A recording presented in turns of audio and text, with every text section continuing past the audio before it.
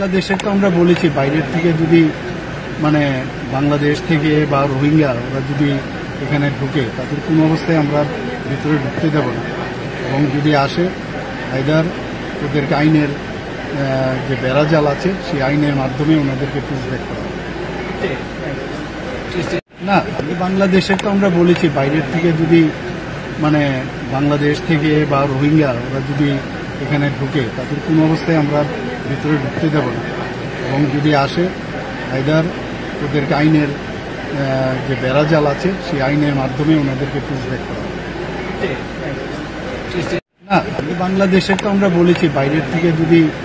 মানে বাংলাদেশ থেকে বা রোহিঙ্গা ওরা যদি এখানে ঢুকে তাদের কোনো অবস্থায় আমরা ভিতরে ঢুকতে দেব না, এবং যদি আসে আইদার ওদেরকে আইনের যে বেড়াজাল আছে সেই আইনের মাধ্যমে ওনাদেরকে পুষব্যাক করা।